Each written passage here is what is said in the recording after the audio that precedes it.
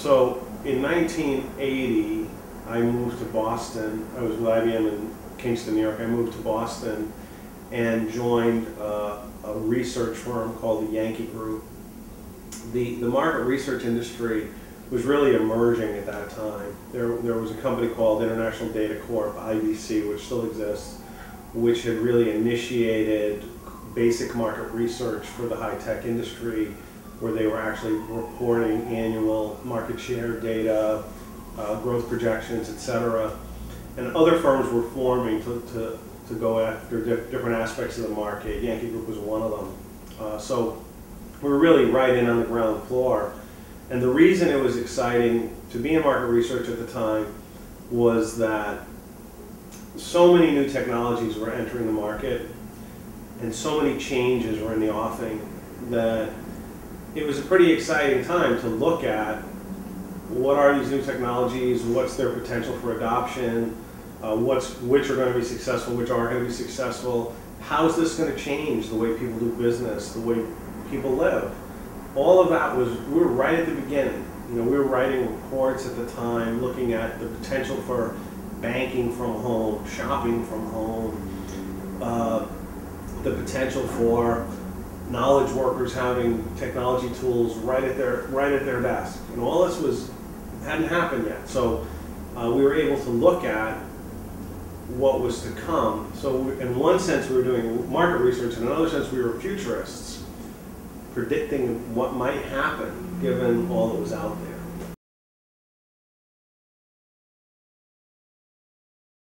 I felt there was a void in the market research industry because while there were firms there like Yankee, like IDC, Gartner Group at the time was an emerging firm that was doing very well, DataQuest, there were many firms, but none were focused on industry-specific technology. In the world I was in, manufacturing-specific technology, which was going to be bought and implemented by the IT department, but used by the manufacturing professionals on the factory floor. So when I started AMR, I felt that I would be filling that void by focusing specifically on the manufacturing industry and trying to reach both the IT leader as well as the line of business leader in manufacturing. So the one distinction I want to make sure we understand is a lot of market research, traditional market research, is very quantitative. You get a very large statistical sample and you determine you forecast based off of that. In the world of emerging technology, the research had to be more qualitative.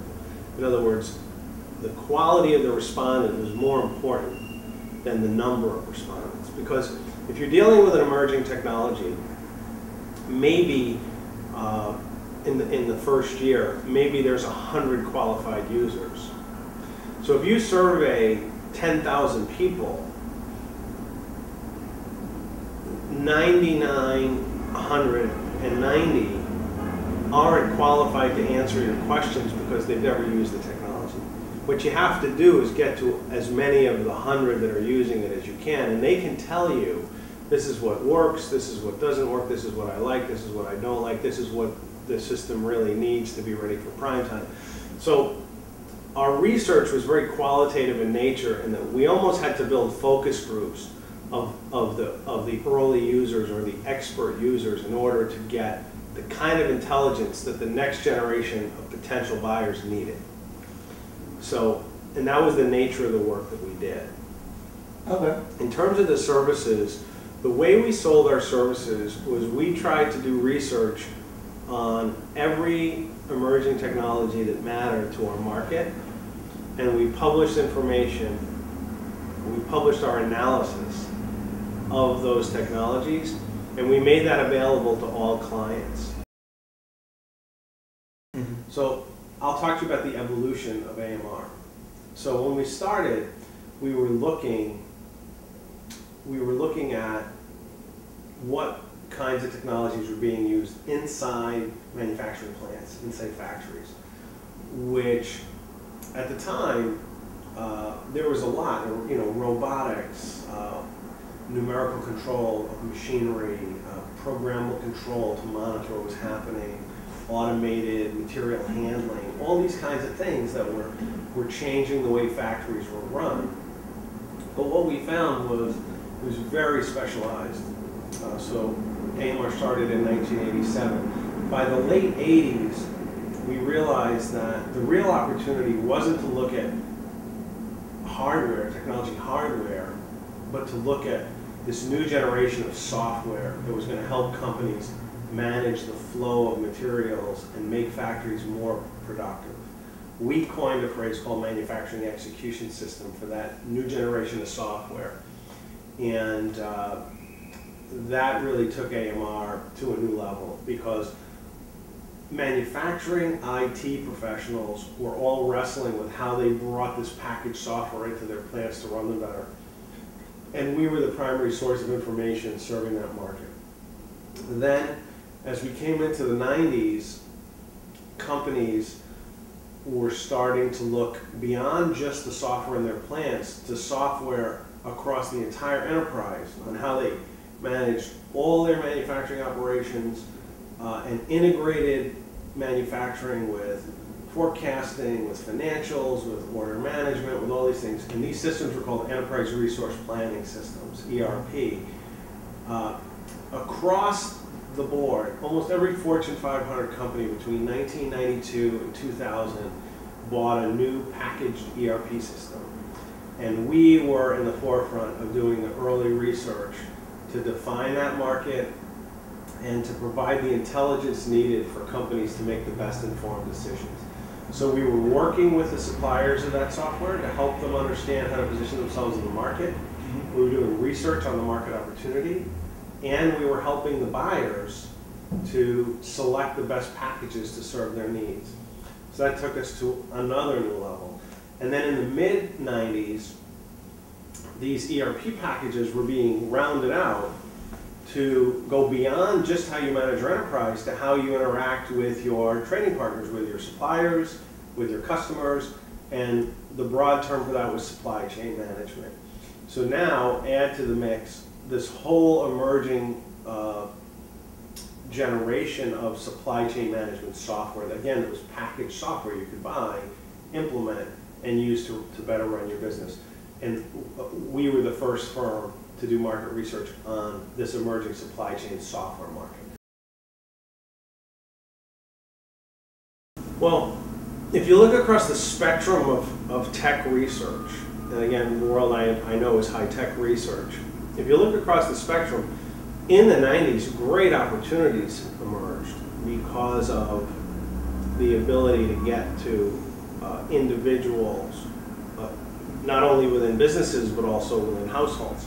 So if you look at, for example, Forrester Research, they really led the charge into gathering consumer information regarding the use of consumer technology and package that information for marketing executives in companies across the board. So if General Motors or Procter & Gamble or Colgate, if any of those firms were looking for intelligence on how to reach consumers via the internet and build an e-commerce platform, Forrester was able to give them direct intelligence because they were able to access information by interacting directly with a broad group of consumers.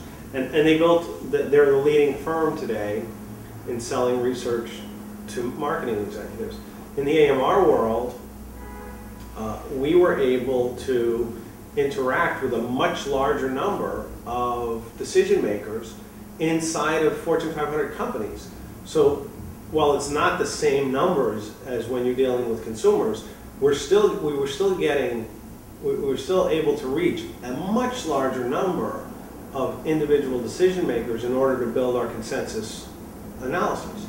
So more than anything, it was, the ability to access intelligent information from real decision makers was significantly more than it had been 10 years earlier.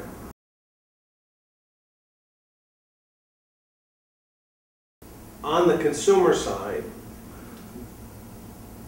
the ability to monitor blogs gives you access to an enormous amount of information on the likes and dislikes of the consumer. Now, it's hard to know that whether somebody blogging has it out for someone and is going to be negative just because they're going to be negative, or is going to be positive because they're getting paid by the firm that produced the product. I mean, it's hard to monitor that. Nonetheless, there's an amazing ability now to pull together opinions from a very wide spectrum of the population on the consumer side. So what you're saying is a double-edged sword. In one sense, I can get information on any subject, and I can get a hoard of it. What I don't necessarily have, unless I'm able to put the time in, and unless I have the intelligent filters within, it's very hard for me to determine, of the 100% of the information I can grab, what's the 20% that I can trust, or that has real value to me, or I can very quickly put the digest together, the summary together that makes sense. So where I think a third party has an opportunity is to do that work for you, the decision maker. Because if I can go out there and I can be the intelligent filter, and you trust me, and you believe that I am an intelligent filter, then I can give you just what you need, and you'd be willing to pay for that. So firms in the market that don't adapt to this change will not survive. However, firms that are able to leverage this information and add their own intelligence to it and filter it effectively so that it's presented to you, the consumer of this information, in a credible way, I think those firms will do extremely well. Or to package that information for a company that wants to sell to the consumer, and again, filter it in an intelligent way, I think there's a great opportunity to do that. But it's very different than the way research was done 10 or 15 years ago.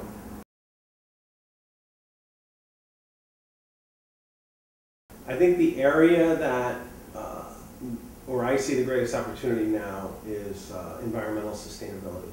So I would look at sustainability issues, alternative energies, all of these emerging technologies, and again, I'd look at them